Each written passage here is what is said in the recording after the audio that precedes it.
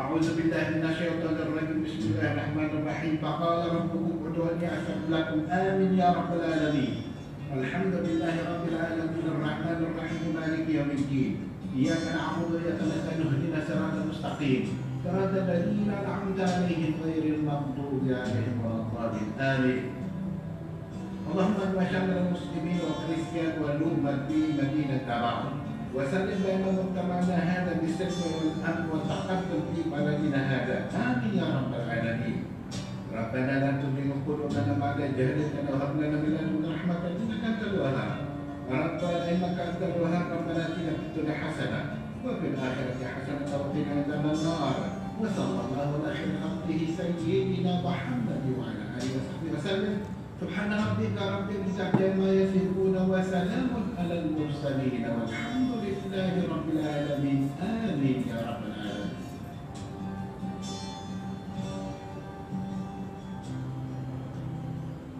In the name of the Father, Son, and Holy Spirit. Our most gracious Heavenly Father, we come to you today to praise and worship you and give you thanks for all the things you continue to provide for ourselves and our families. Father, we humbly ask for forgiveness for all the times we have offended you, when we forget to acknowledge your presence in the image of our brothers and sisters, and for moments we fail to be good stewards of the blessings you have given us. Continue to guide and protect each one of us, Lord, that we may always walk in the light of your everlasting love and mercy. Grant us, Father, with your comfort in times of distress and with your strength in times of weakness. Bestow upon us your unending grace and healing, that we in turn become instruments of gentleness and compassion to others. We ask all this in the name of your Son, our Lord Jesus Christ, with the prayer and the intercession of our Blessed Mother. Amen.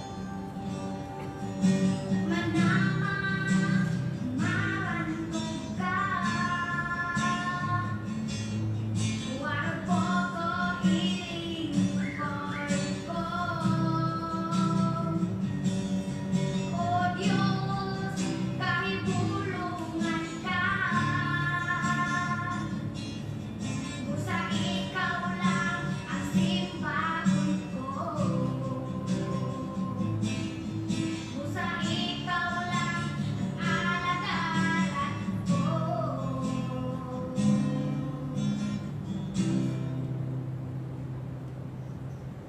please remain standing for the national anthem of Malaysia to be followed by the national anthem of the Philippines.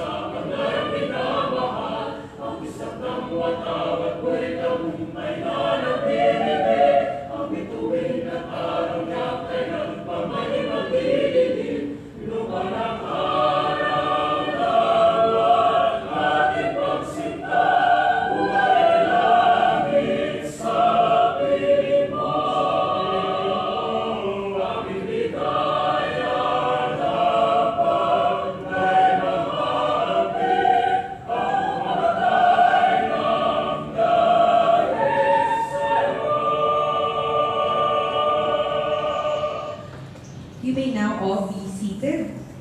Good afternoon. I would like to welcome you all to our seminar, Bridging Nations Through Oral History, an international seminar on oral history research in Malaysia and the Philippines.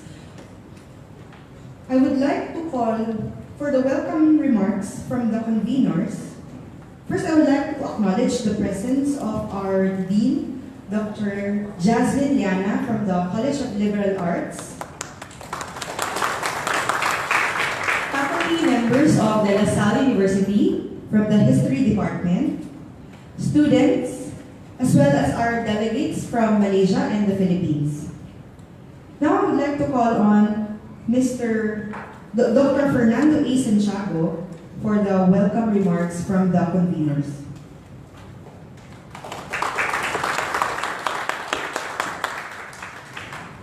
Good afternoon, ladies and gentlemen.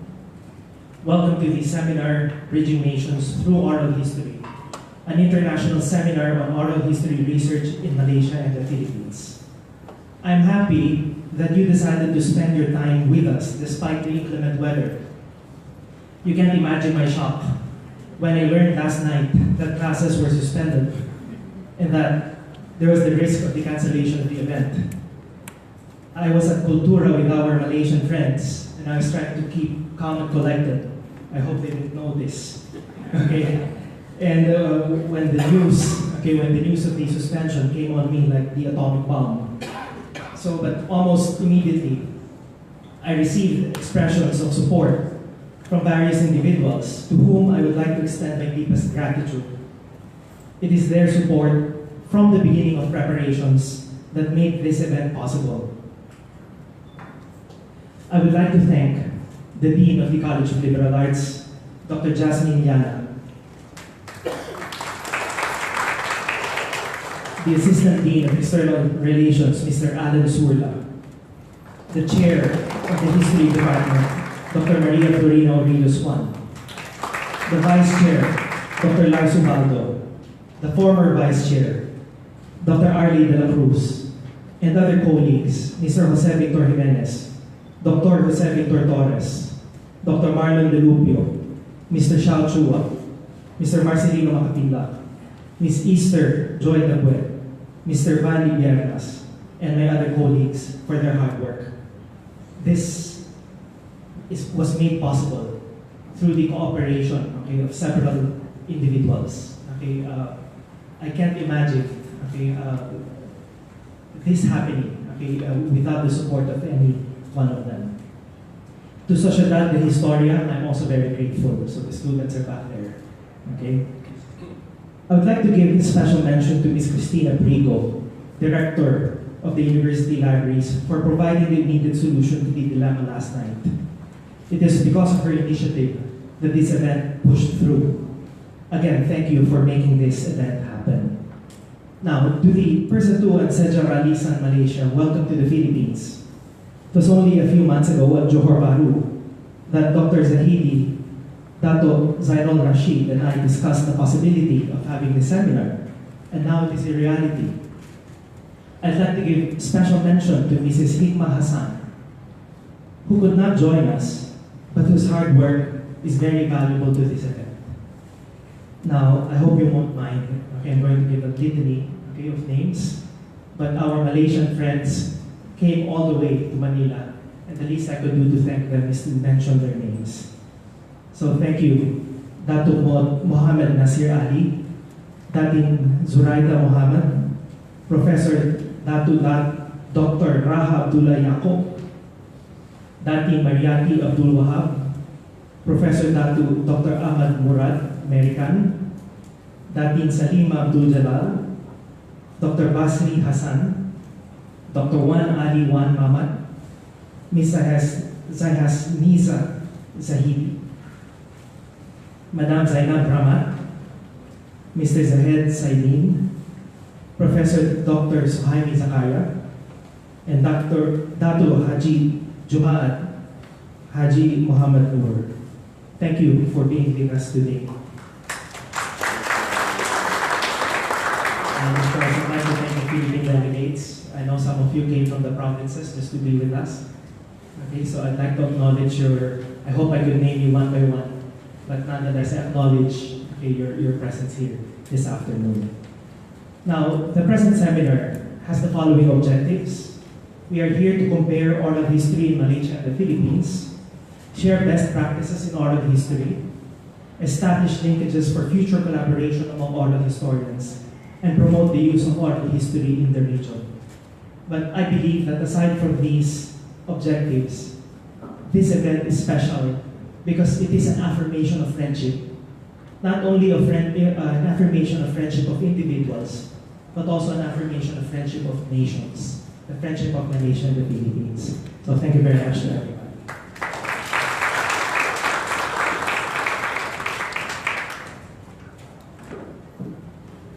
I would also like to call Dr. Zahidi Dato Zainul Rashid from Persatuan, Sejarah, Lisan, Malaysia, also a convener for this conference.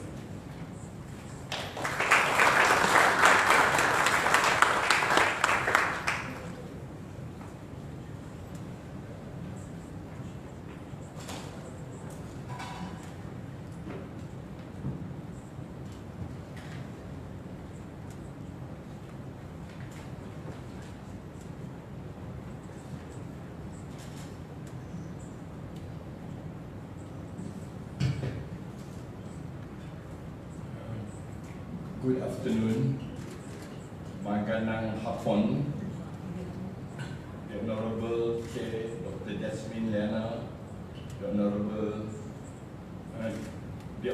Dean Dr. Jasmine Liana, the Honorable Chair Dr. Maria, Dr. Fernando Santiago Jr., faculty member, lecturer, student, ladies and gentlemen, Ginang at Gindo, Firstly, I would like to convey my appreciation to Lisan University for hosting the oral history seminar. Although today the university is closed, I'm happy to know that Lisan University was the first oral history center in the Philippines, and also to know that Professor Marcelino A. Foronda was the founder. I have met the late Professor Foronda twice at two ASEAN colloquium on oral history in Kuala Lumpur in 1991 and Singapore in 1992. I'm happy to know that the good work of Professor Fondora was carried out by his obedient and hard work student Dr. Fernando de Santiago. And also I was told by Dr. Fernando that the grandson of Professor Fernando is his student now at the university. Ladies and gentlemen, my delegation members comprised of academician, historian and archivist, Komandan Datuk Muhammad Anwar, Deputy Chairman of Malaysia Historical Society, Professor Datuk Dr. Ahmad Murad, American Professor at Center for Policy Research and International Studies, UC Science Malaysia, Professor Suhaimi Zakaria, Dean, Faculty of Information Management, UC Technology Mara, and Dr. Wan Ali Wan Mamat, Head of Department of Malay World, the National Islamic University Malaysia. The good relationship between Malaysia and Philippines was further strengthened when Malaysia Historical Society hosted ICSCC Southeast Asia Third International Conference on History and Culture on 9 August 2016 in Kuala Lumpur. Many delegates and presenters from Philippines attended the conference. That's where I first met Dr. Fernando. Ladies and gentlemen, we may forget that the term Malay, we call Malay, but here we call Malay, has been long time associated with the Philippines and widely growing in the Philippines. Many were not aware that Jose Rizal, who was fighter for independence for Philippines, was considered a great Malay hero. And many do not know that the term Malaysia was coined by Filipino in the 30s, and Philippines wanted to adopt it before it was taken by our first Prime Minister Tengku Abdul Rahman in 1963. Recently, our new Prime Minister, Dr. Mahathir, has met President Dulowtard and also having met Pacquiao, a world-renowned boxer and also a Philippine senator. Dr. Mahathir and President Dulowtard took ringside seat at Axiata Arena, Kuala Lumpur to watch Pacquiao took Lucas Matthew, WBA welterweight title holder. Lastly, I would like to convey my appreciation and thank you to Lisan University, particularly Dr. Fernando Santiago for his hard work, and also to the Chancellor, Dr. Robert Toledo, the Dean, Dr. Jasmine, Diana, Chair, Dr. Maria, the Library Director, Christine Abrego. I would like to end my speech by saying, Mahal ko kayong lahat. I love you all. Paalam, goodbye. Salamat po. Thank you.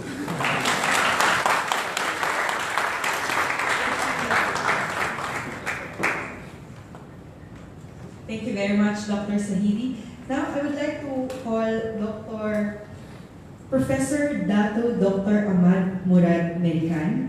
He is going to present gifts for the university. I would also like to call our dear Dean, Dr. Jasmine Liana, to receive these books.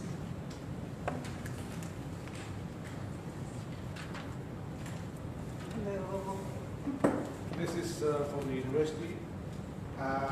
These two books are on social science and society. And this book is a result of oral history, which was published 3 years back. It's based on genealogical research, as it's about the history of where I was born in Pulau Pinang. It's in Bahasa Melayu. This is in English.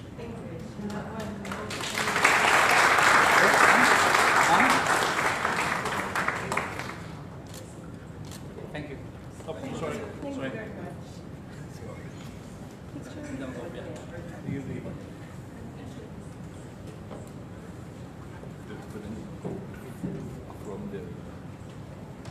Thank you.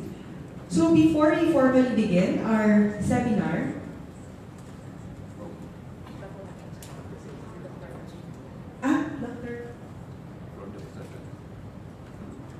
Dr. Zahidi, yes? No, I want to present the book.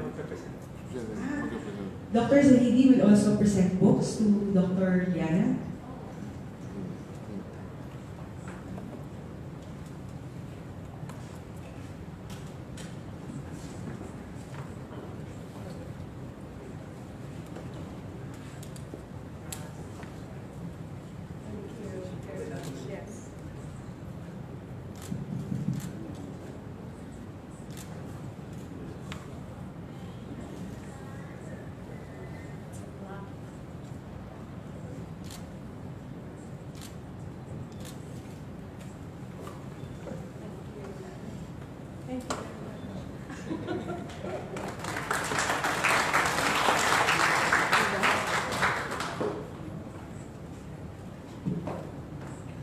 Okay, before we formally begin our session, we would like to invite everyone to please go to Dulowtard History Live because we are actually live on Facebook right now.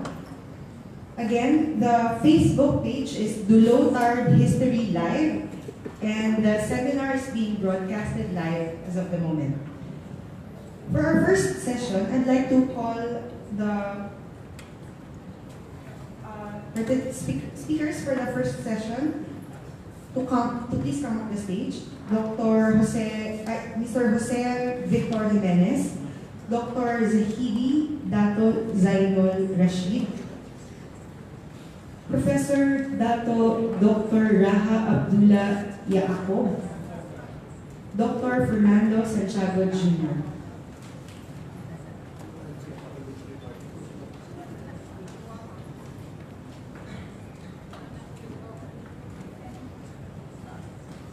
I would like to call the moderator for the first session, Professor Marcelino M. Nakapinlak Jr.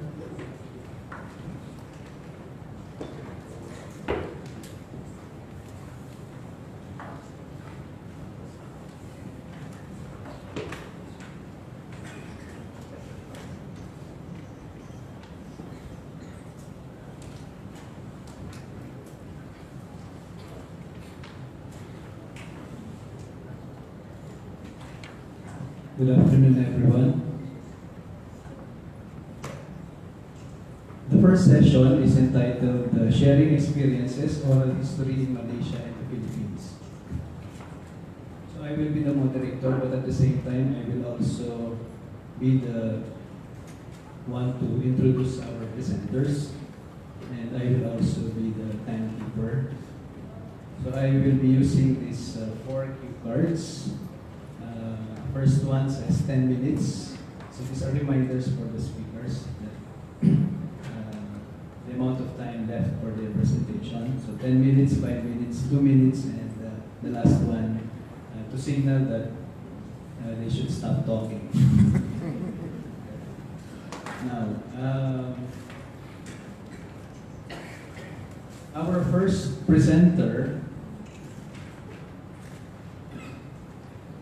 I have here a full page of bio notes for the first presenter.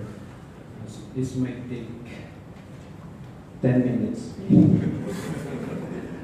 Our first presenter is an assistant professor and former vice chair of the history department of the LSU, where he has been teaching for over 3 decades. You see the LRT outside, okay? Before it was constructed,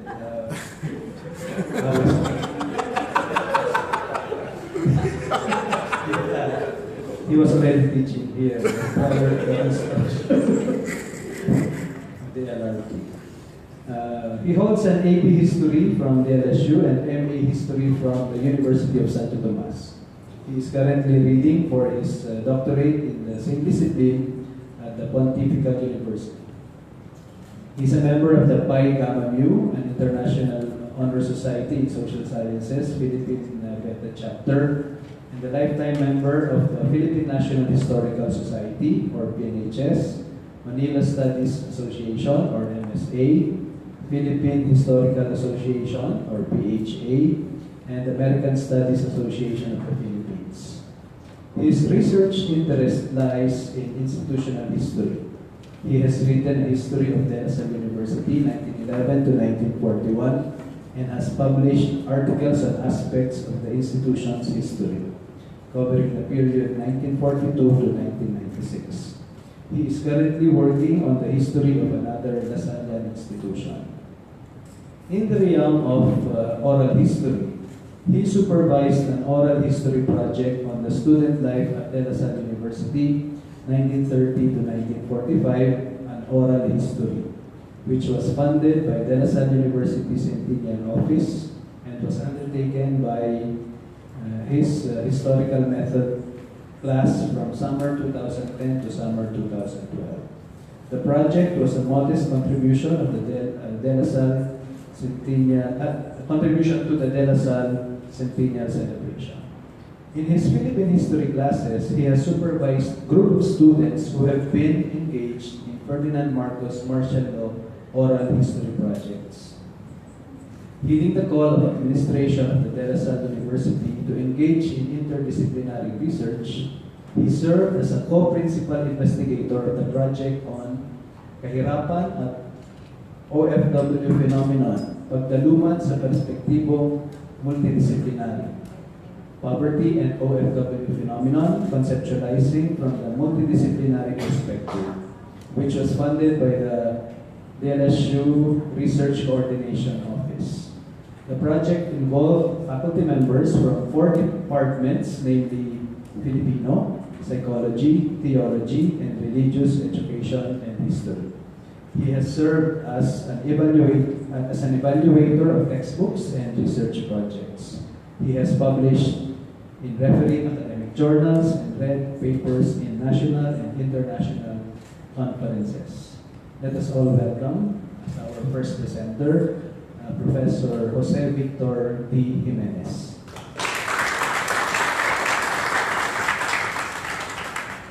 Anoy, thank you for that wonderful introduction. Okay. Honorable guests, delegates, colleagues, ladies and gentlemen, good afternoon. Thank you for coming today. I am delighted to be here and to be given this opportunity to speak on the legacy of Dr. Marcelino Foronda to Philippine oral history.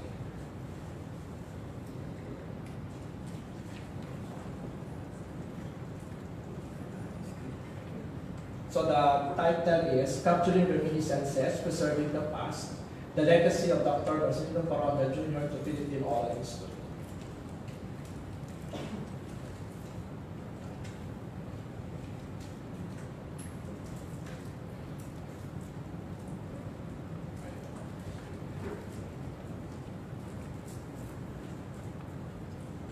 So by way of introduction, I would like to give the objectives of the presentation.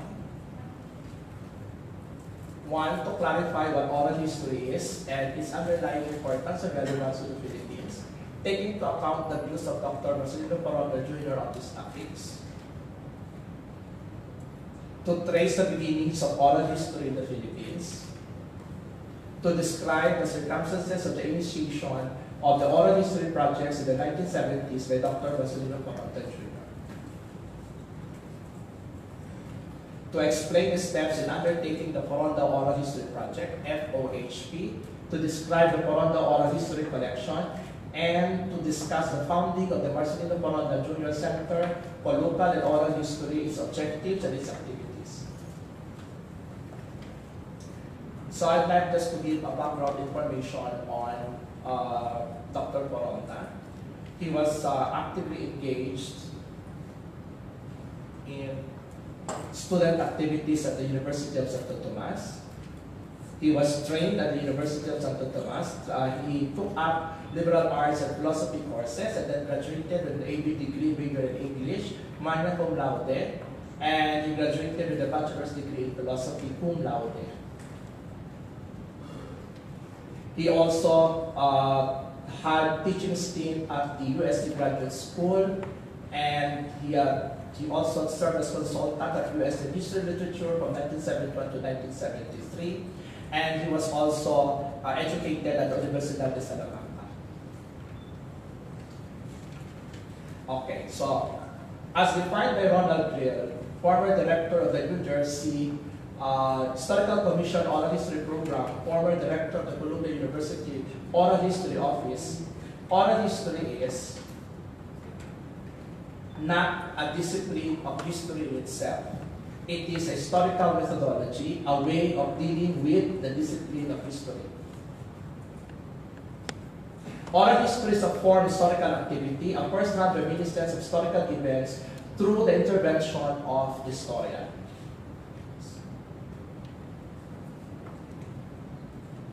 Now, what did Dr. Coronda have to say about this oral history?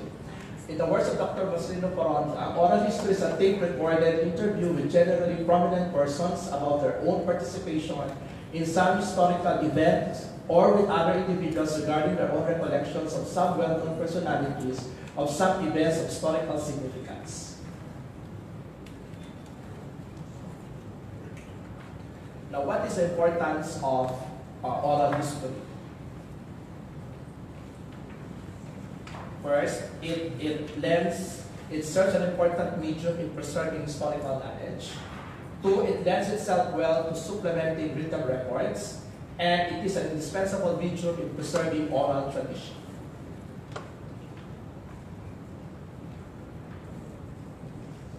Now, just a brief survey of the oral history in the Philippines. So, oral history, or the process or the method of extracting information through interview, was used in the past. In the Philippine setting, the use of oral history can be gleaned from the writings of prior chroniclers and some Filipino scholars. So you have, among the prior chroniclers who resorted to oral history to recreate certain aspects of pre-colonial life were Pedro Chirino and Marcelo de Rivadeneira. Isabel de los Reyes, on the other hand, employed the same method in the late 19th century in his attempt to shed light on Philippine folklore. The nationalist historian, on the other hand, is referring to Professor Teodoro Concilio, interviewed Emilio Aguinaldo and other Filipino revolutionary leaders to obtain information pertaining to certain aspects of the Philippine Revolution.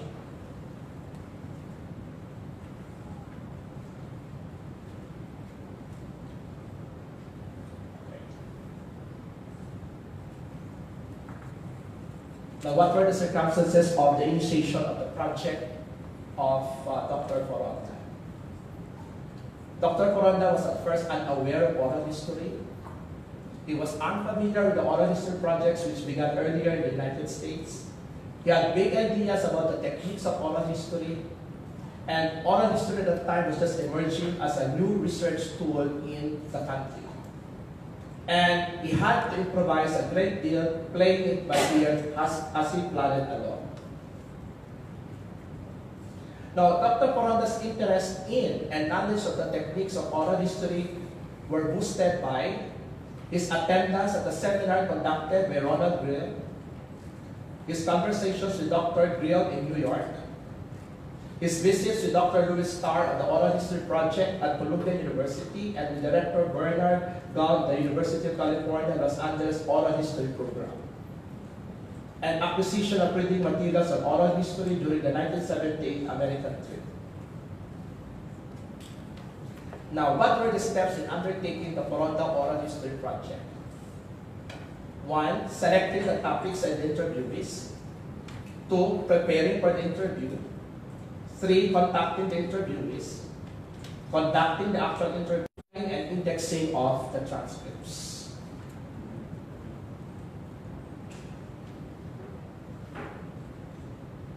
Okay, let me discuss each step briefly. So in selecting the topics and the interviewees, the students had to choose the topic and interviewee, but subject to the approval of Dr. Foronda. Well, as based on Dr. Foronda's recommendation, the students would interview the selected person. And in the words of Dr. Foronda, in the selection of the interviewees, 1. Consider the availability of the interviewee. 2. The willingness of the interviewee to be interviewed. And 3. The ability of the interviewee to be interviewed.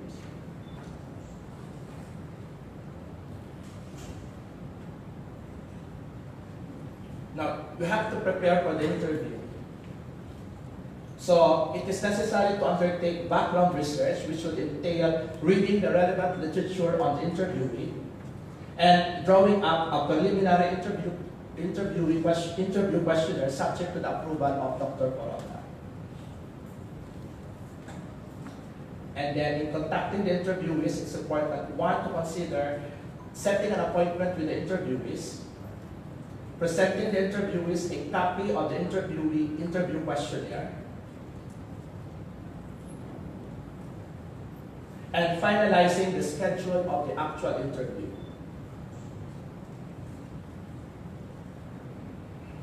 Then after the interview,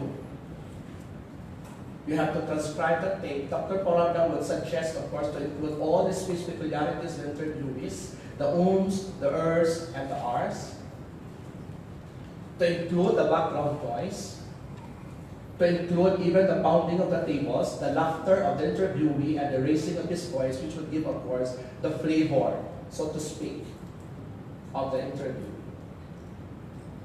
And then you have to submit, the students have to submit the final form, the transcript, and the filing and the indexing of the transcripts of the tapes would follow.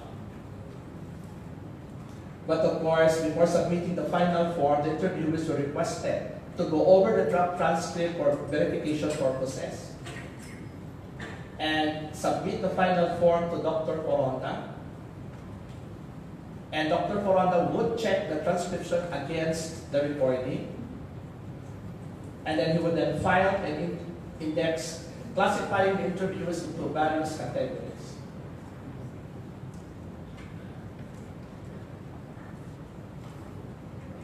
Now, it is also important to secure permission from the interviewees for the use of the tape interviews and their transcription. So this is what he required the students to ask the interviews to accomplish. This is to authorize the use of my tape interview and the transcription for academic purposes. Sign the name of the interview, the date of the interview is also included. Now, what were some of the projects undertaken by Dr. Foronda? So he had worked on a project on Ilocos. He had this project on Eusebio Garcia and the chemical industries of the Philippines. KALK, a research called in Metro Manila. So what about this Foronda Oral History collection? The collection consisted of more than 1,100 audio tapes, over 1,000 transcriptions covering 15,000 pages, about 100 Betamax tapes. Sir, ano po yun? Ano po yung Betamax tape? Hindi ko rin siya na. Now, the founding of the center, the Marcelino Foronda Center for Local and Oral History. It was set up in 1989 during the incumbency of Dr. Renato Palmas, chair of the History and Area Studies Department. So take note, History and Area Studies. And then Dr. Foronda was appointed as director of the Center for Local and Oral History. Well, the center aimed to promote historical awareness in the Philippines. The center drew up a number of courses of action, collecting materials on local and oral history, setting up and maintaining a local and oral history archives, conducting research on and writing local history, advising masteral and baccalaureate thesis writers on studies on oral and local history, publishing bibliographies and occasional papers on areas mentioned above, and a CLOH newsletter, spearheading the publication of a projected annual Philippine Journal of Local and Oral History, conducting seminars, symposia, and conferences on local and oral history, acting as a clearinghouse of information on documentation, research, and writing of the history of towns, provinces, and regions. Now, the center had a collection of 3,400 transcripts of oral history projects. Under the sponsorship of the center, 2 conferences were held: the National Conference on Local and Oral History, March 8 to 9, 1990, and another one on November 7 to 8, 1991. And eventually the center was renamed Marcelino Paronda Center for Local and Oral History. Now, under the sponsorship of the revitalized Marcelino Paronda Center for Local and Oral History, a national conference on the oral history in the Philippines was convened in February 2007. Another one, National Conference on Oral History, Current Trends, Methods, and Legal Consideration, April 2005. Now, during the chairmanship of Dr. Reynaldo Palma, the idea of requiring oral history conducting oral history was institutionalized, and even during the chairmanship of Dr. Antonio C. Hina. In conclusion, oral history in the Philippine setting has become synonymous with the name of Dr. Marcelino Paronda Jr. In the Philippines, where oral tradition exists strongly and the people have a seemingly general aversion to the preservation of historical documents, Dr. Paronda has indeed contributed much to the expansion of historical documents on many aspects of the nation's life through the institution of oral history. As many writers have already availed of his wide collection, it is expected that many will still make use of them in their writings. Thank you very much.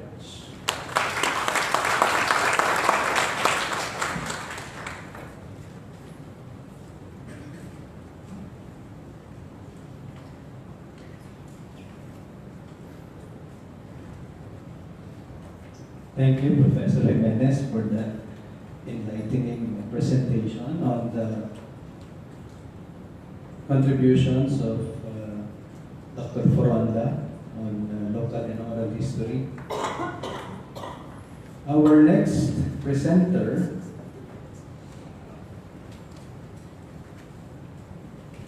this might take me only 2 minutes to introduce our next presenter. He is the president of Oral History Association of Malaysia. He has a bachelor's degree in library science, master's degree in library and information science, PhD in information science. He is very active in conducting oral history projects. He has published 3 biographies of the present Prime Minister of Malaysia, Dr. Mahathir Mohamad, based on oral history approach. He has attended 2 ASEAN Oral History Colloquia, workshop on memory lost, workshop on oral history. He has also conducted 4 oral history workshops. The Kedah State Library was proud to have the largest oral history projects in Malaysia. They have interviewed more than 200 personalities. To present his paper entitled Oral History Association of Malaysia, Issues and Challenges, let us all welcome Dr. Saidi Dato Zainul Rashid.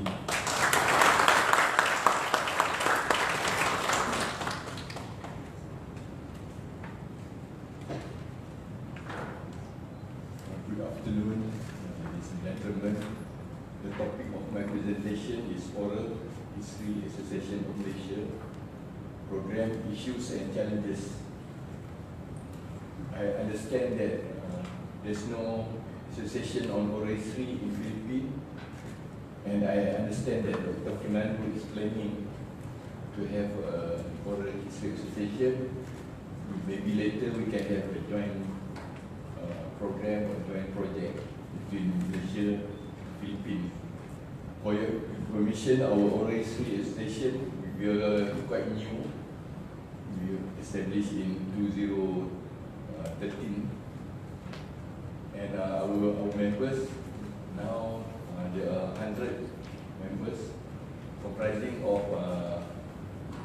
from the public librarian, university librarian, faculty member from History Department of universities in Malaysia. So okay, the next slide. The purpose of the formation of Oral History Association of Malaysia, firstly to gather information based on oral history approaches. So as mentioned earlier by that I use oral history to publish 3 biography on Dr. Mazet. So maybe I know more on Dr. Mazet than himself, because I interview his brother, his sister, his friend, his teacher. Secondly, to promote oral history as an important material for research. So our concept of oral history in Malaysia, any research that you are doing, when you use interview technique, that is oral history. And then thirdly, gap still exists in historical event, but I don't know here, but in Malaysia, we lack documentation on the Japanese occupation. So we need to use oral history to gather information on Japanese occupation. But our problem now, because those who live during Japanese occupation, they are now in the 80s. So we have this concept of the race against time. We have to get them to be interviewed. Okay, the next slide. The objective: to serve as a platform for cooperation with other agencies in undertaking oral history research. In Malaysia, National Archive is the leader in this oral history, and also the National Museum, and also in Malaysia the current situation where public library we undertake oral history project, because I am formerly the director of the Kedah State Public Library. So we are active in oral history project. We have undertake 141, as mentioned just now in my CV. We have interviewed 200 personalities. And secondly, to organize courses on oral history.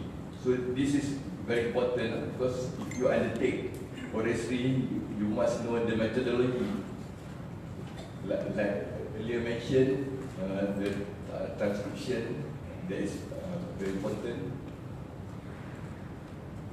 To document oral history material, because I think not all historical documented, so we have to use oral tradition.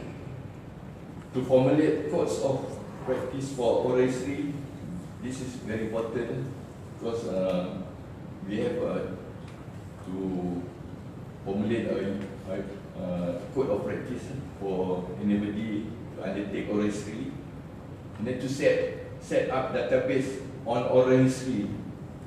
So we are fortunate. I'm telling Dr. Fernando that we are now asking for a UNESCO grant for the setting up of a web portal on oral history in Malaysia, where in this web portal, we will list all institutions, all academic involved in oral history, and also we will know what are their projects. And then lastly, to carry promotion on awareness and significance of oral history. Okay.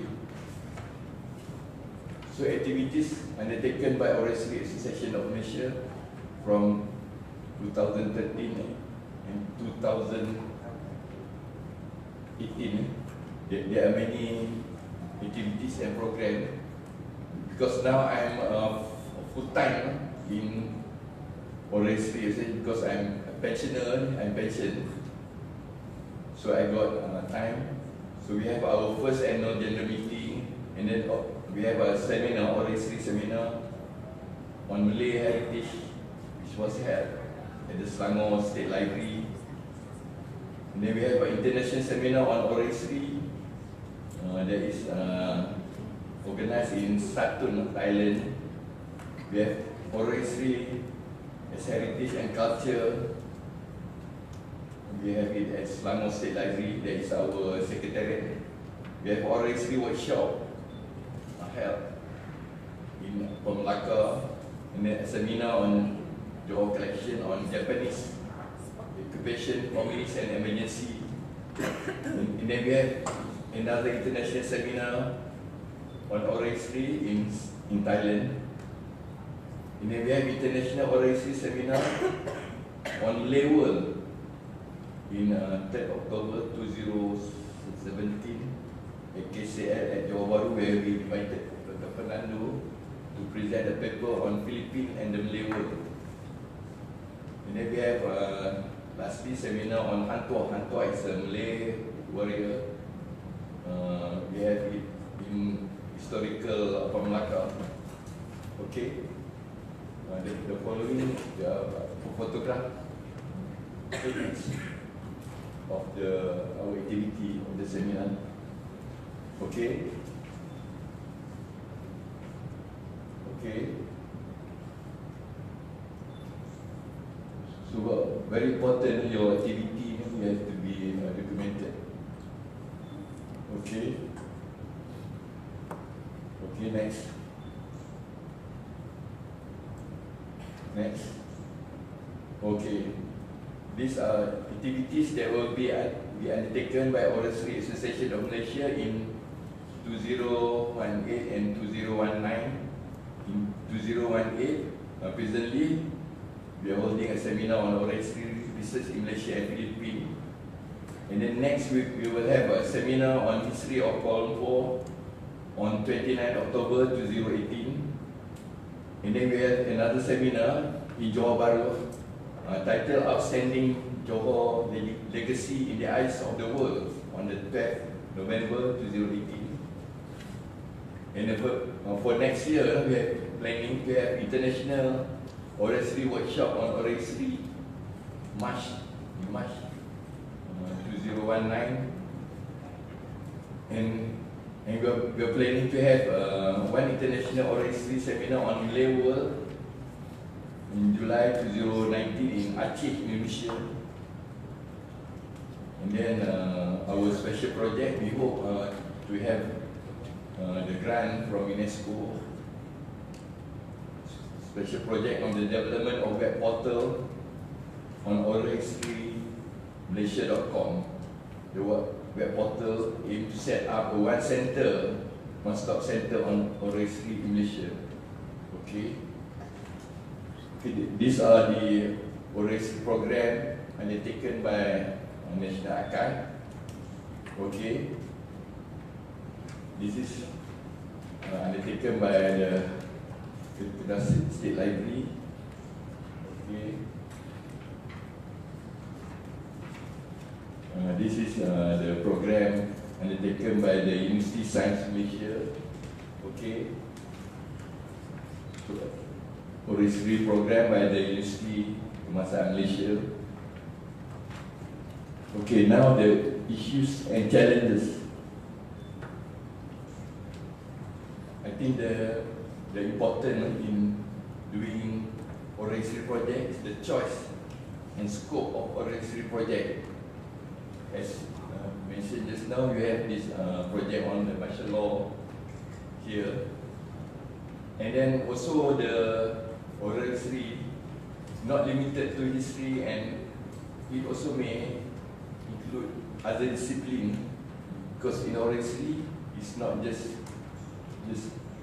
history. Now I think even in knowledge management also they have oral history.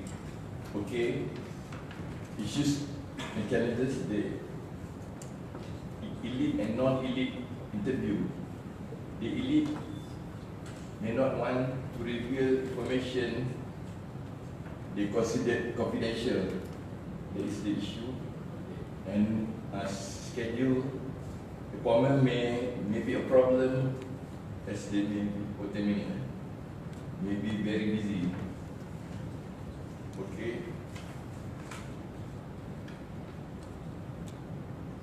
Further, the high cost of undertaking oral history project. It requires certain sum of allocation for buying equipment, traveling, correspondence, and processing. Okay, and then the authenticity of information is important, because the respondent, the informant, have to be authority on the subject. Okay, as I mentioned earlier, the race against time, because our respondent, many informants were individuals who were in the 80s, facing issue of time inevitable, as the individual may be suddenly pass away and hospitalized, because it's difficult you want to interview when he's at the hospital. So, okay, that's the conclusion. Coordination of all oral history projects, formulating code of ethics, setting up of databases, and then some, this one very important, money allocated in setting up of oral history unit. I mean, we are keen to view the Fronda oral history collection. Okay, that's it. Thank you for your attention.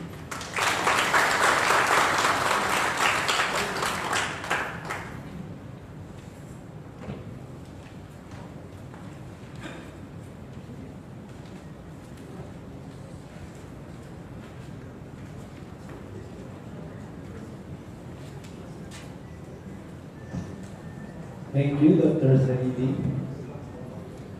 I would like to express my appreciation to our first two speakers for making my life easier, okay, keeping track of the time. Our next presenter was born in 1949 and received his early education in the state of Terengganu before continuing his tertiary education in the then Maktab Mara in 1967. He attained his Bachelor of Arts in Library Science in 1972 and the Associateship of the Library Association, London, in 1973. He subsequently continued his education for a master's degree in records management and Master of Science in Library Science, both in Case Western Reserve University, Cleveland in 1979, and finally his PhD in Information Science in the University of Michigan in 1990. His career began in 1972 when he began his first professional job as a library assistant in Language Bureau, but a year later he moved to PTAR, UITM as a librarian. However, in 1982, he changed his career path when he joined as a faculty member of the School of Library and Information Science in UITM. His contribution to the faculty include his appointment as the course tutor and later as the dean from 1995 to 2001. Prior to that, in 1993, he was appointed a coordinator for the social science research. His other involvements are as the consultant for the records management program of Sarawak and as the board member of the Malacca State Library. Professionally, he is active in publication of articles, research, as well as presentations at seminars at both local and international levels. He has appeared in television as well as in local newspapers, featuring all aspects of information management. He has written 5 books on records and information management, and is currently writing a book entitled Information Resources and Literacy. He is involved with a number of oral history activities with the Selangor State Library. In recognition of his wide contributions, he was conferred the PMIP Medal from the state of Perak in 2001 with the title of Dato, and also the professorship in the same year. He was awarded as Prominent Librarian 2012 by the state of Selangor. To present to us his paper entitled Growing Importance of Oral History in Malaysia with Few Case Studies, please welcome Professor Dato Dr. Raha Abdullah Yaakob.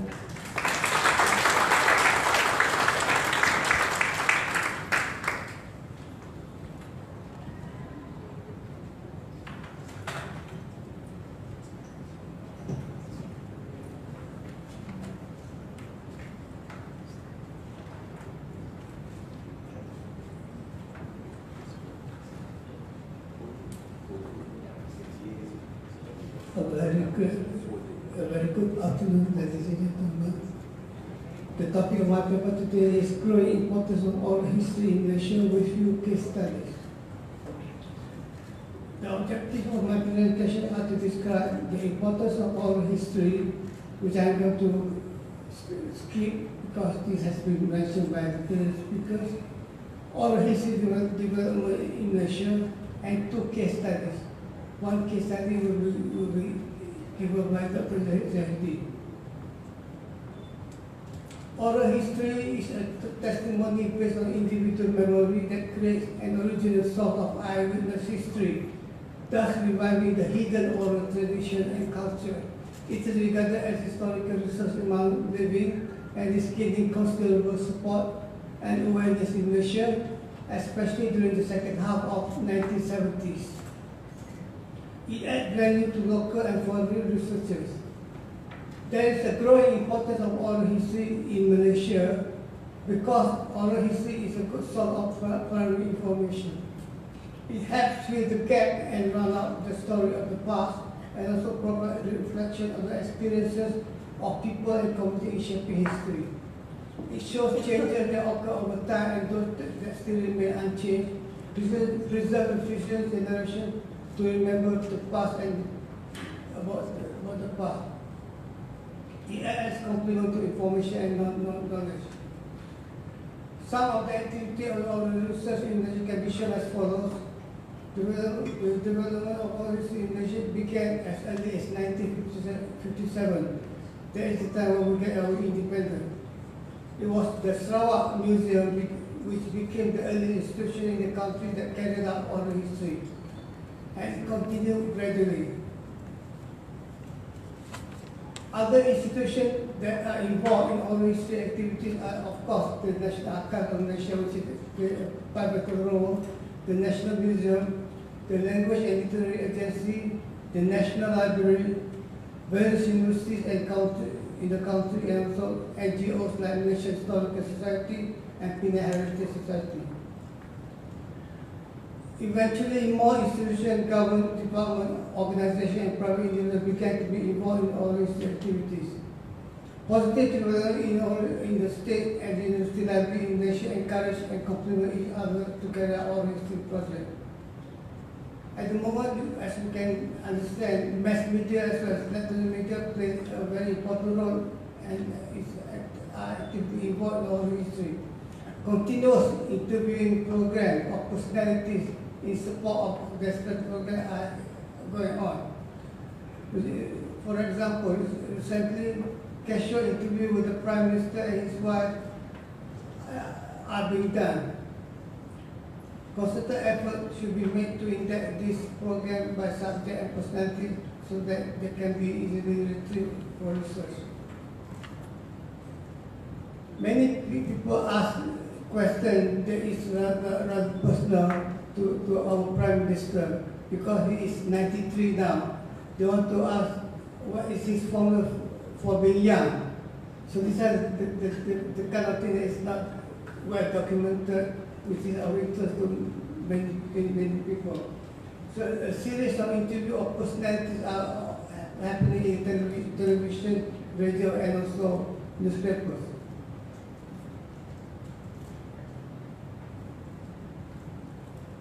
Initially, oral history activity were carried out on ad hoc basis, and as such, they invariably met with problems if projects were not well planned. Most of the institutions involved in oral history work started with their own objective, carry out activities that they demand fit and left out without making available of data collected for the research.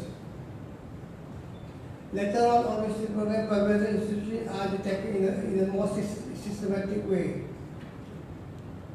This is in relation to the colloquium of oral history and the fourth General Conference of Southeast Asia, the regional branch of International Council on Archives, held in University Science Station 1978, which recommended the following important guideline of objective: encouraging and coordinate oral history activity undertaken by individuals and groups, promote cooperation in oral history activity with individual and organizations, give advices and recommendations, and publish the oral history manual.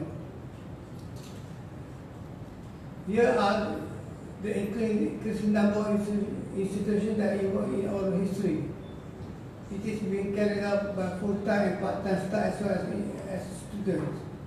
Academic and cultural institutions are also involved in oral history research, although with different level of commitment and extent. Among the issues and challenges as mentioned by Dr. Zahidin, the race against time, the high cost of conducting an oral history project, the choice and scope of topic chosen, and the authenticity of materials collected. Organizations involved in oral history. Last few years, we witnessed a growing interest in oral history by organizations, museums, historical society, and educational institutions.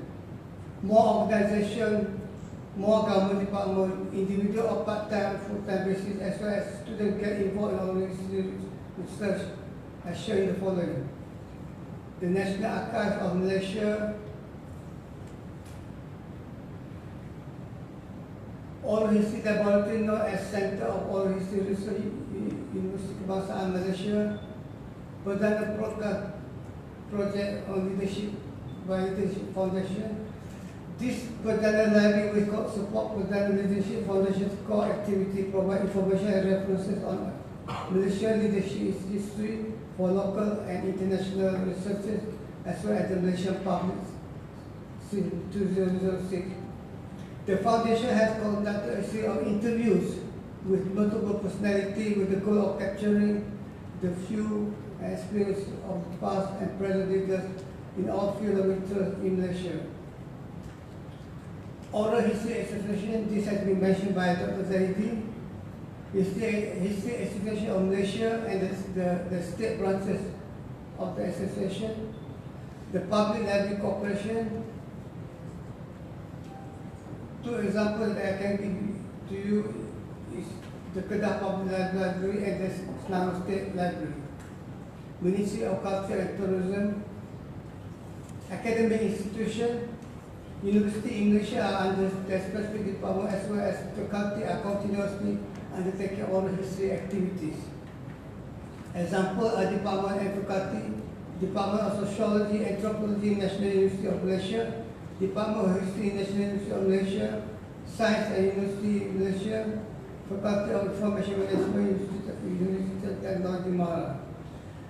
The Faculty of Information Management, which I'm sure the Dean is going to mention after, plays a pivotal role in the oral history program because they have a course in oral history.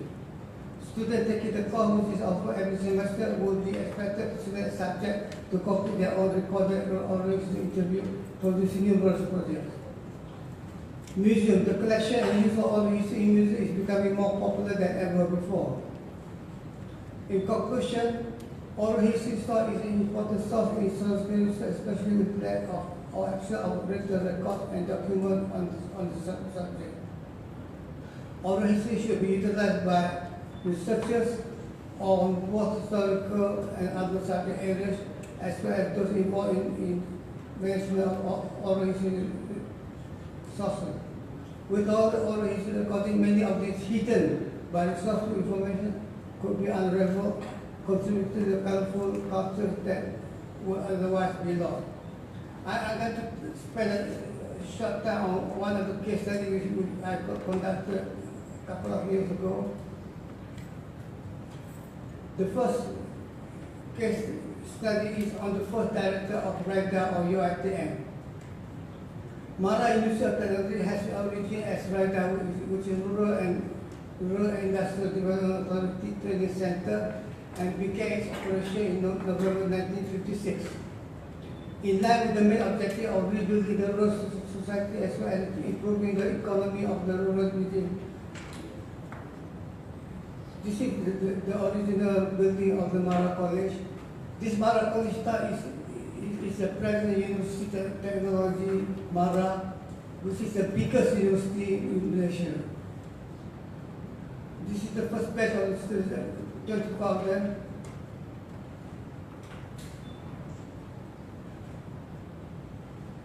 I'm going to mention to you about the first director of RIDA, which is Syed Alwi Al-Hadi bin Syed Sheikh Al-Hadi.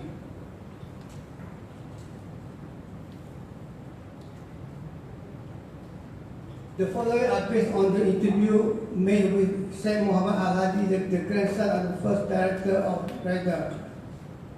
This is the grandson of the first director. Syed Muhammad Al-Hadi bin Syed Ahmad Al-Hadi is the grandson of the first director of UITM. He has 7 brothers and 2 sisters, is married and blessed with 3 children. He grew up in Al-Sultan. During his school days, his favorite subject was mathematics and history.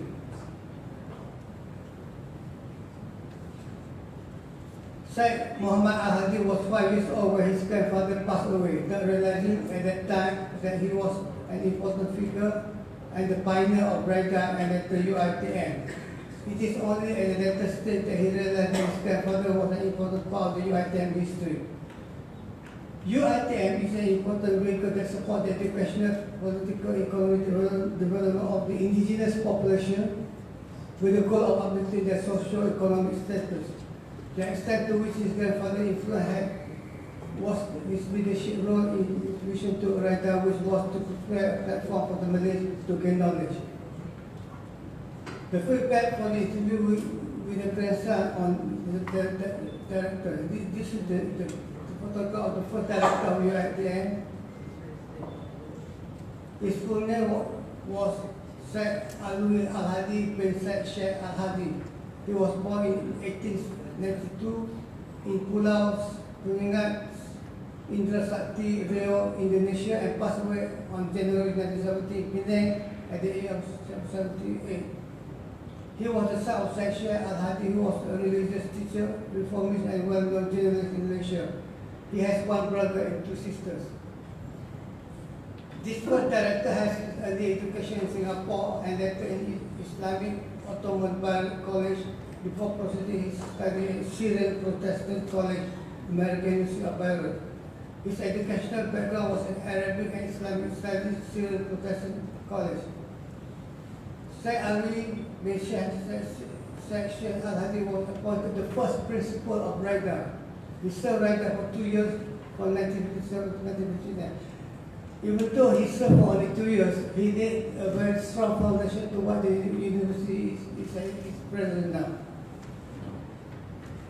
Being the first director of RITA later on UAT, his role was inevitably important and significant.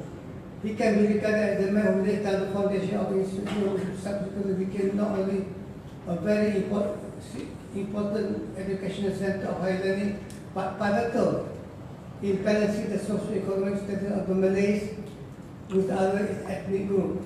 More importantly, Syed Muhammad Al-Hadi is his grandson, who is directly with the first director of RITA and who happened to serve as a lecturer in the same institution as our information management faculty by the present moment.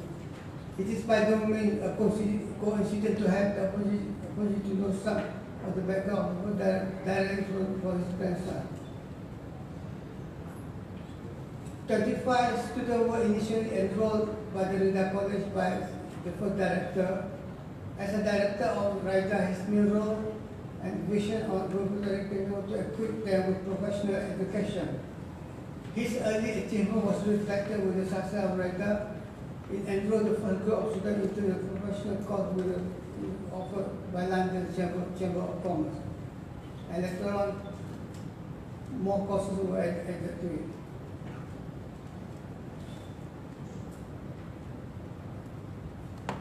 The first director was an academic, nationalist, author, and prominent Malaysian journalist.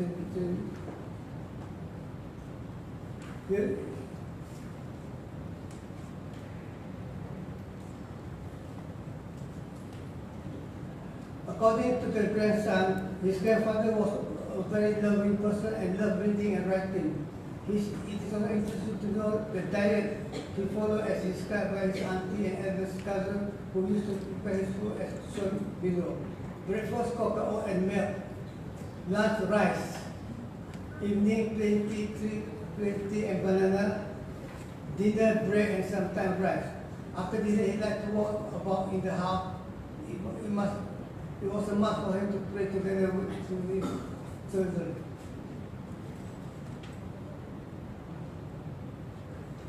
I need to talk about the State Library oral history activities.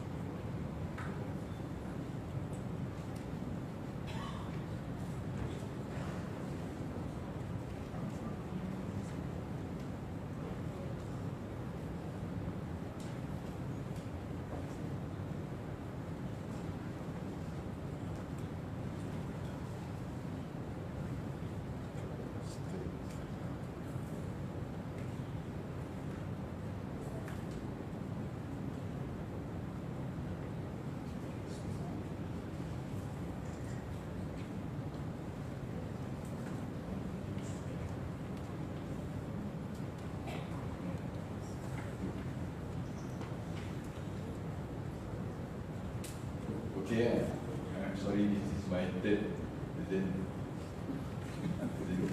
presentation.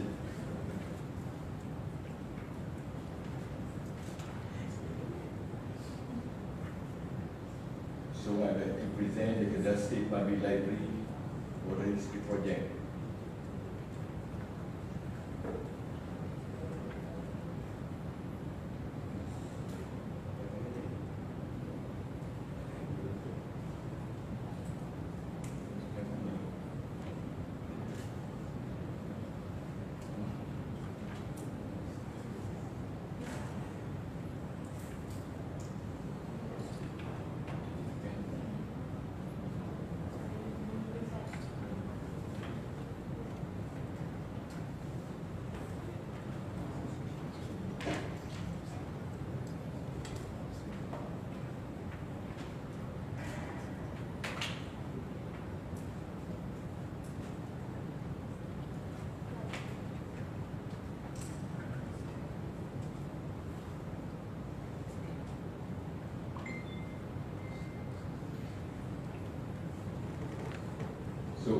now I'm presenting another case study on the Kedah State Public Library Corporation Oral History Project.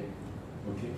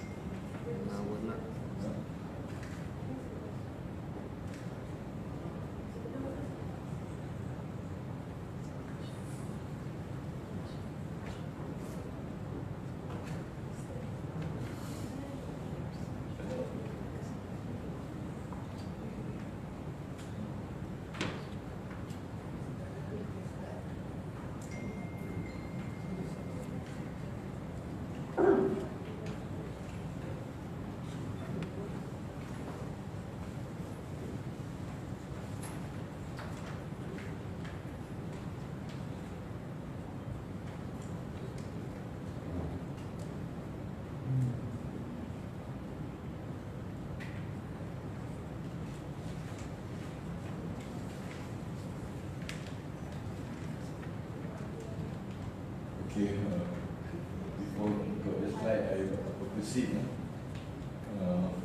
For your information, location of Kedah,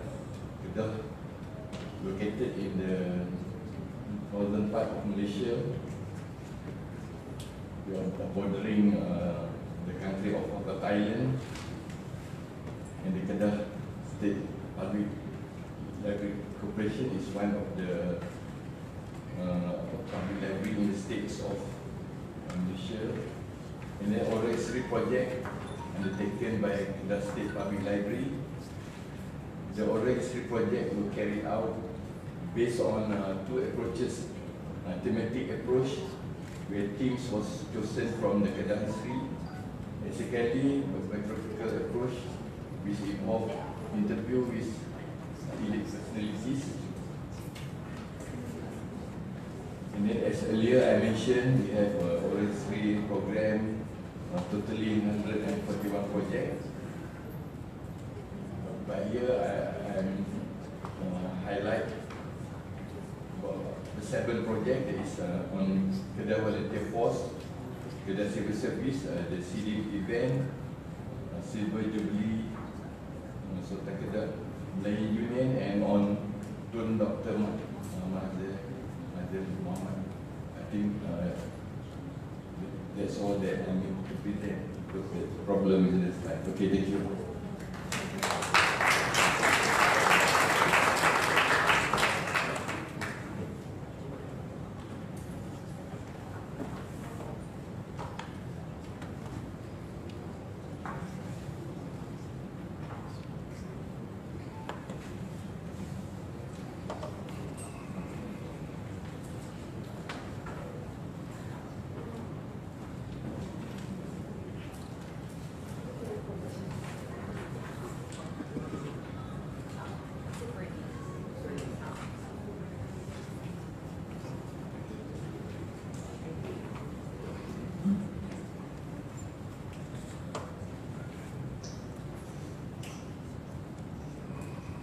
Thank you very much, although of course there were some technical problems. Apologies for that.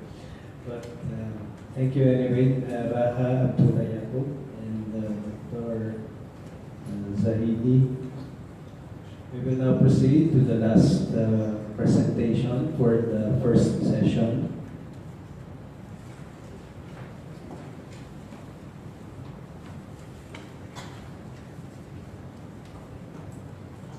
Our presenter received his Bachelor of Arts in History and Master of Arts in History with high distinction from De La Salle University, Manila.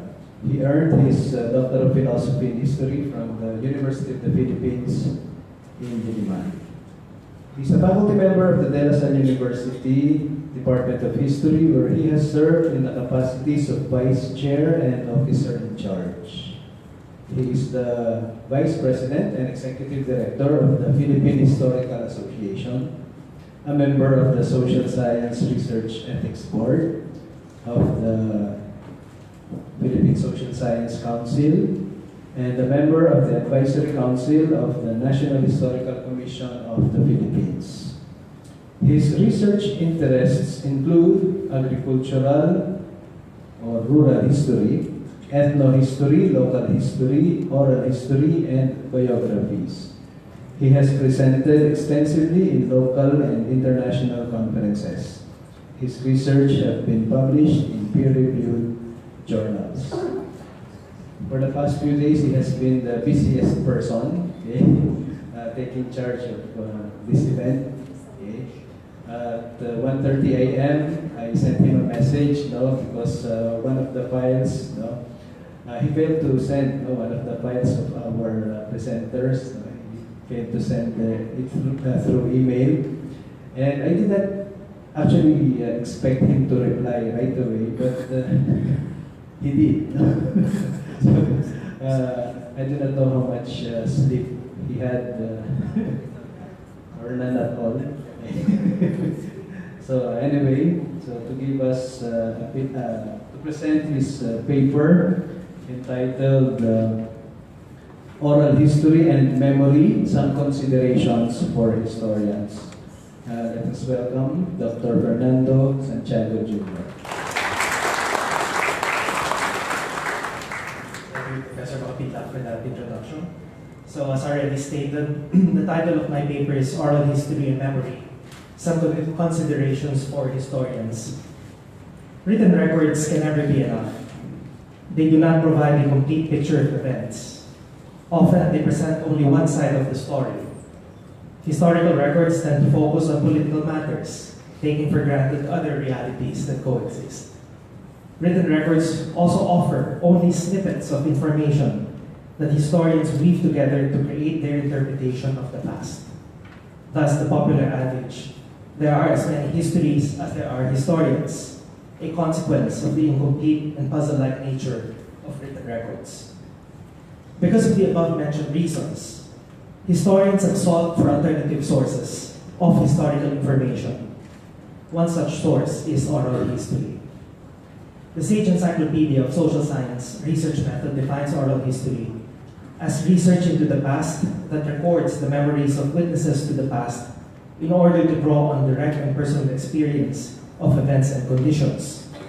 It also says that oral history contributes to the broadening of the exploratory base and provides a voice to those whose experiences might otherwise go unrecorded.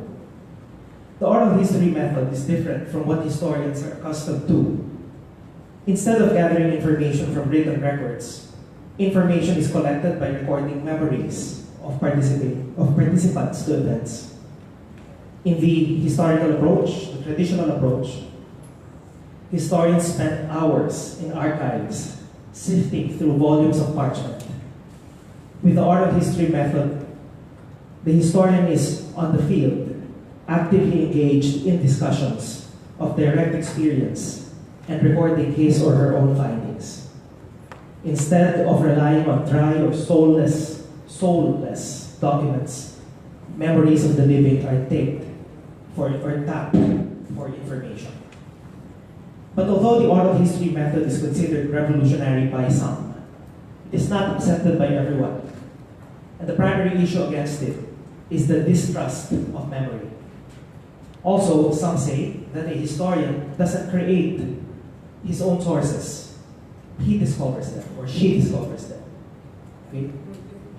Although the output of oral history is based on actual experience, a large part of it depends on how the experience is remembered. Therefore, the realness of the experience depends greatly on the authenticity of memory. In this regard, it is imperative that the nature of memory as a record of events be evaluated, because the dependability of oral history depends on the reliability of human memory. And this has been the issue with oral history since the 1970s. Okay? How accurate is it? If memory is not reliable, then what about oral history? Now I'll talk about the construction of memory. Ian Neath, in his book Human Memory, An Introduction to Research, Data, and Theory, explained that there are several ways in which memories are constructed. The first is flashbulb memories, which is memory laid down in great detail during a personal significant experience, often a shocking event of national or international importance. So it's like, do you remember when Mount Pinatubo exploded? What were you doing? Do you remember when you heard about the siege of Marawi? So you remember things, you see it in your mind as if it was just yesterday. So these memories are perceived to have a photographic quality and to indiscriminately preserve the scene. Neath also said that for events that are highly surprising and personally relevant, people do report especially vivid memories and do provide lots of details, particularly about where they were when the event happened, who told them, who was with them, and what their emotional reaction was. However, psychologists have found that there's no evidence of true photographic memory, and that such memories are not more accurate than other types. This was proven in experiments. It was also discovered that even flashbulb memories are usually closer to the actual event after a short period compared to after a prolonged period of time. So time, the distance from the event, affects how it is remembered. A related problem is that because details make a good story, people are tempted to embellish their narratives. Additional details are supplied to the original experience. These constructed details are then incorporated into memory and are subsequently recalled, giving the illusion of accurate retention. Thus, what is remembered are accurately retained, constructed details, not the actual events. In other words, what we remember is a product of our imagination. Now, lastly, there is a rarely seen separation of the effects of emotion and arousal from other effects of memory from a unique event. So flashbulb memories are therefore extremely subjective. Okay? Now, the second way of constructing memory is by schema. A schema is an organized knowledge structure that reflects an individual's knowledge, experience, and expectations about some aspect of the world. So they see things according to a certain frame. So there are people who like to behave like victims, for example, who is always the victim, okay, and who sees events from the perspective of a victim, even if he or she wasn't a victim. So schemas are developed by blending memories of similar experiences, allowing an individual to predict certain situations or take for granted how events actually unfolded.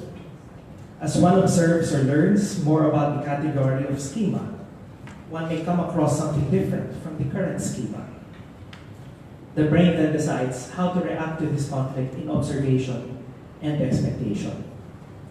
So one schema can thus be consciously adjusted to fit experience. And this can happen unconsciously.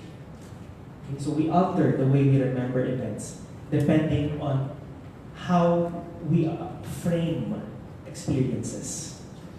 Now, because of schemas, the memory of an event can be different from what was originally experienced, because information is remembered in terms of pre-existing structures.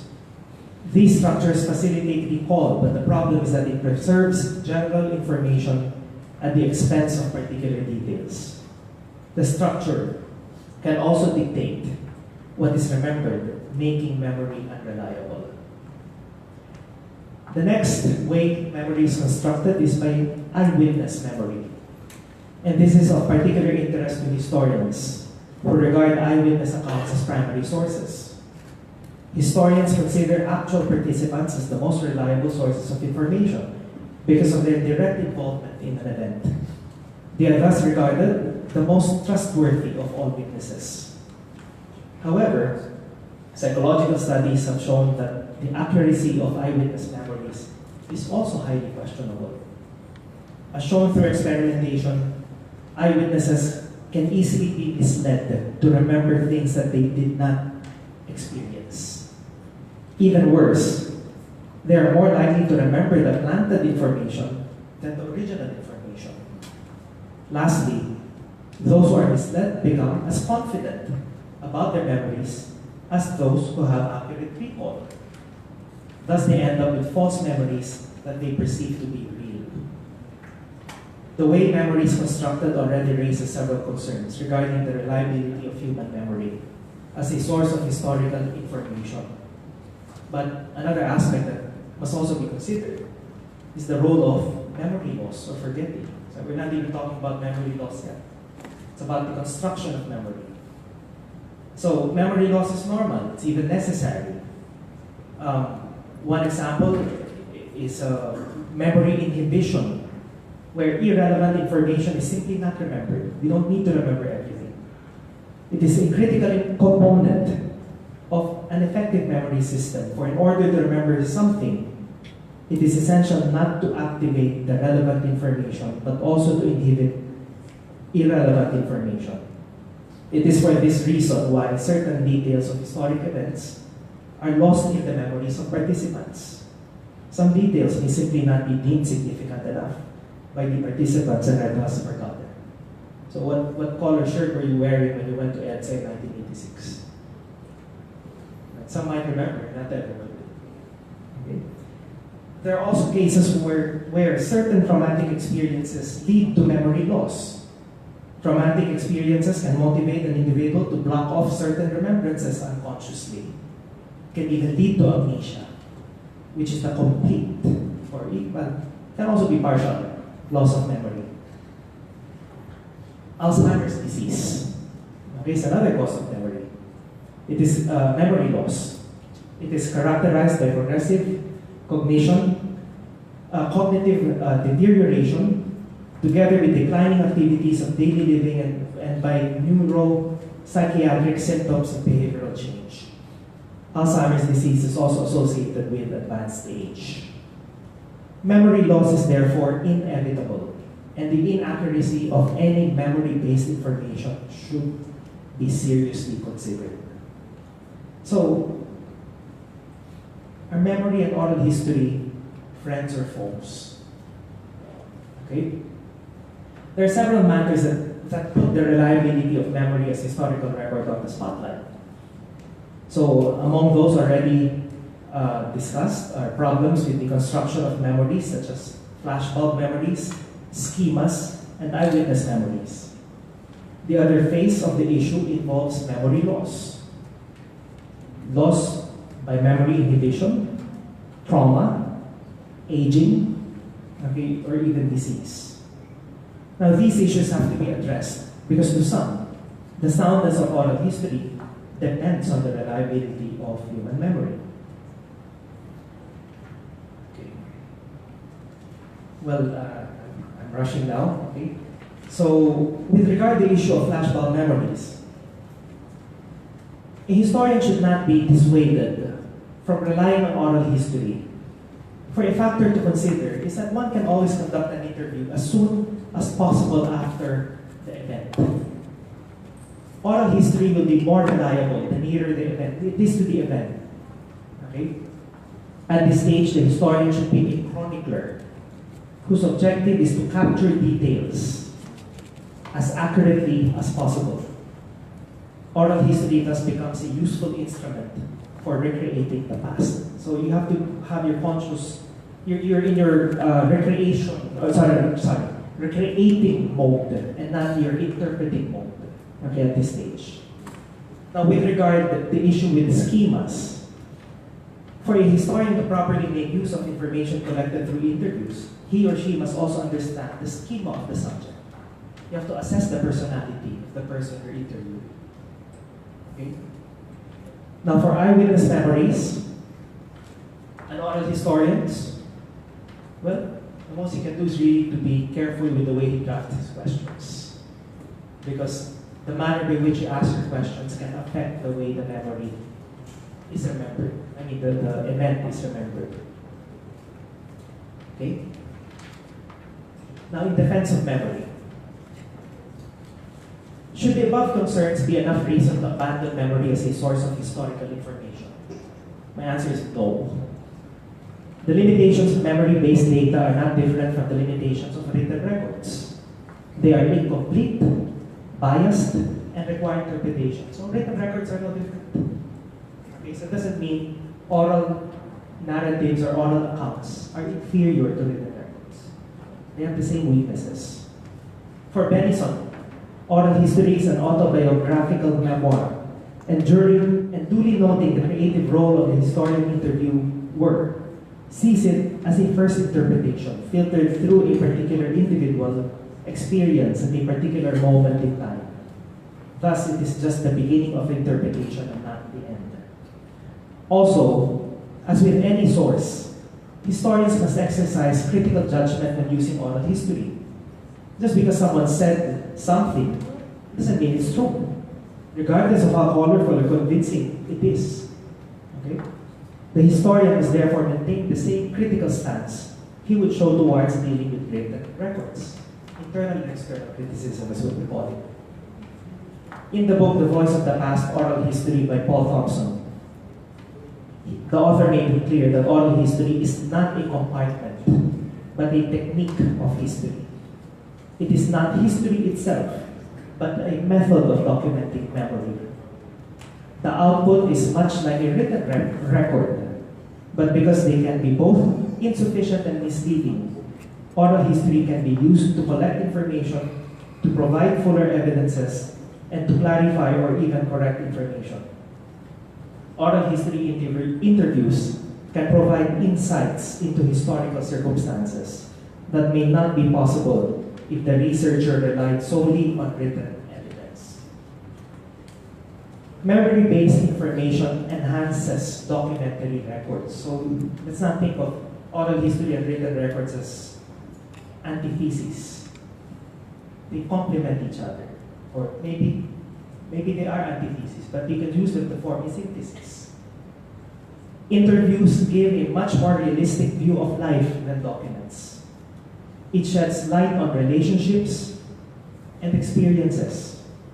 It can give a voice to the inarticulate or those who are not represented in the records or documents. It allows access to details and normally unobtainable information.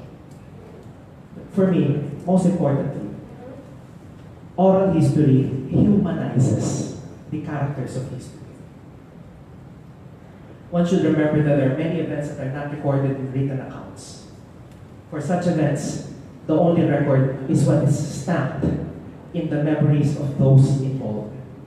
It is in such instances when oral history is the only recourse. So we need oral history. Thank you very much.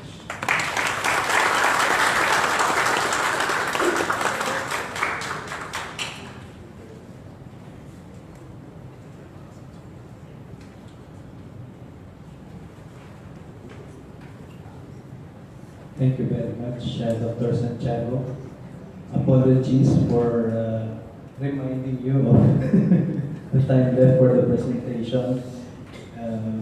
We are bound to follow the schedule. The floor is now open for your questions to our speakers. You may.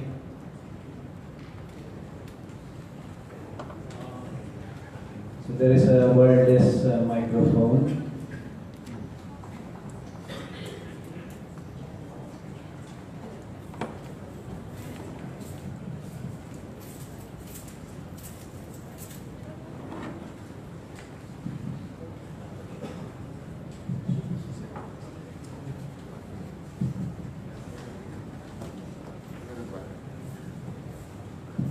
For those who have questions, you may approach Professor Piernas.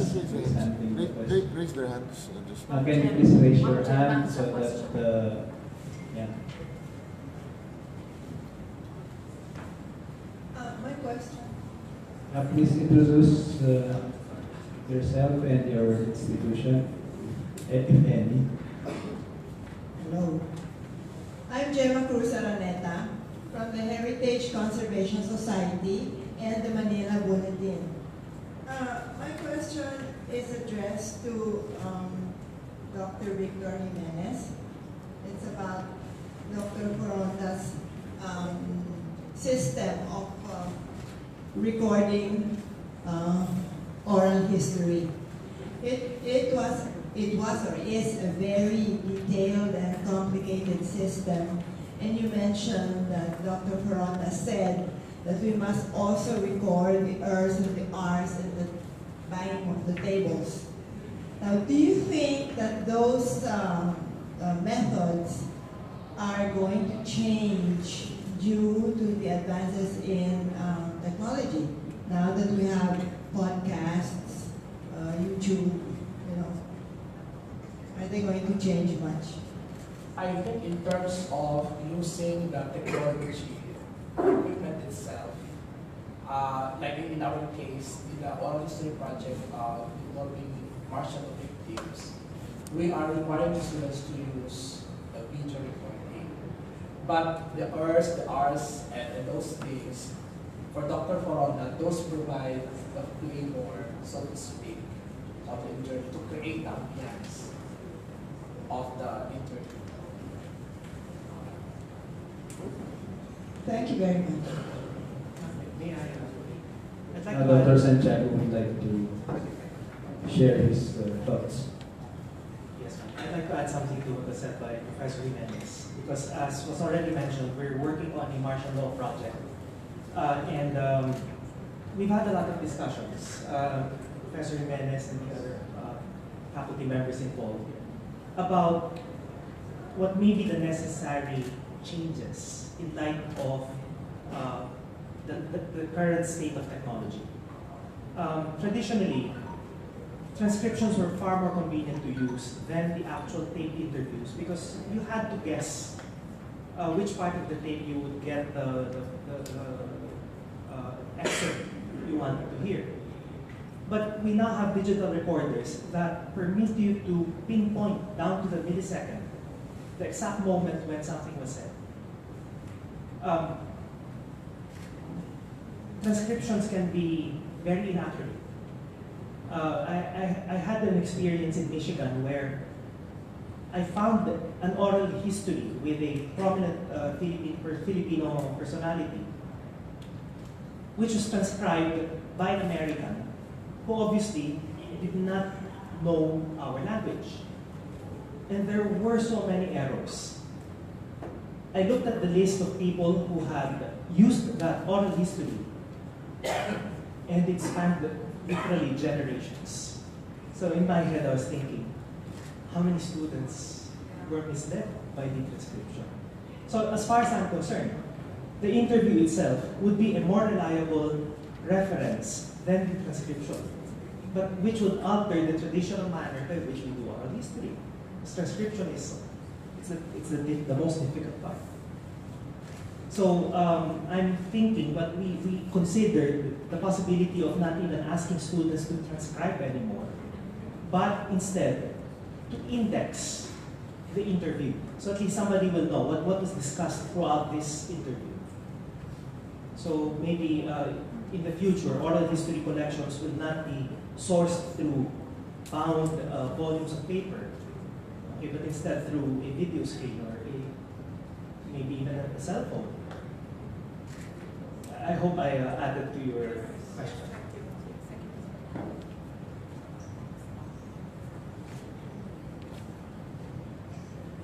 Other questions?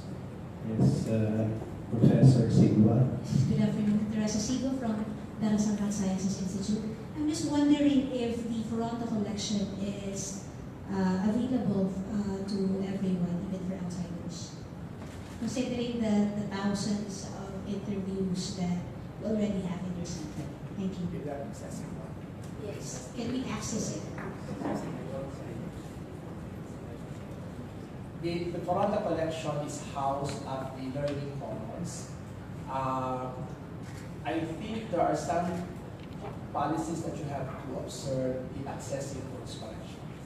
Later on, the director of the libraries will be presenting. We could probably ask her. Thank you.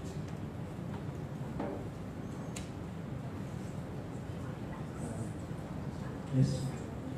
Last question.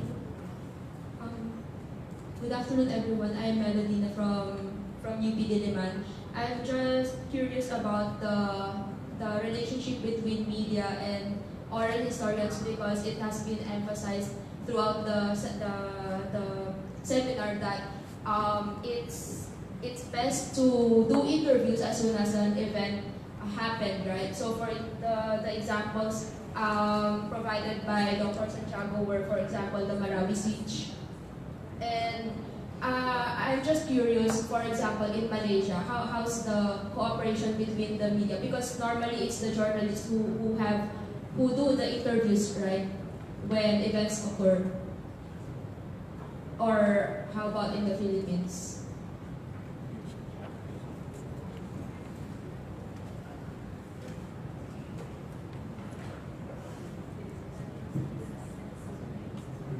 At the present moment, the program of interviews become rather rampant in the mass media as well as newspaper, except there's not well coordinated. So the kind of oral interview that we follow are conducted based on individual selected person. The one that is conducted by the mass media according to their own program, there is no coordination yet.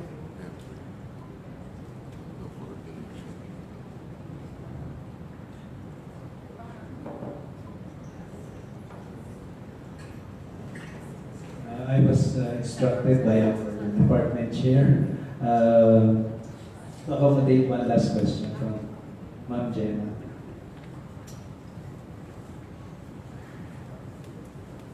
I would like to ask our two Malaysian guests. I thought it was very curious that both of you are experts in library science. So these are all books, written documents, but now you are talking to us about oral history. So can you please give the connection?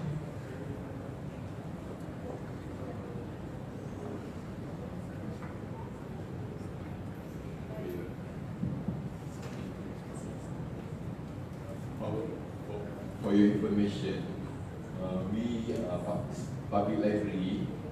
We have state collection on the state. So collection on the state, we collect documented, and also we embark on oral project. That is how we are involved in oral. I have a master's in records management and archive, and my main concentration is record management and archive. Although I do teach a little bit of library science, but my concentration is more on archive, record management, and oral history. That's why I'm involved in it. Okay, with that, we will now close the first session. Thank you very much for your participation.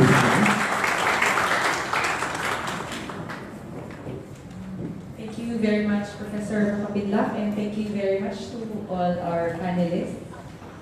We are going to have a 15-minute break. We are going to resume at exactly 3:45. See you all for our second session.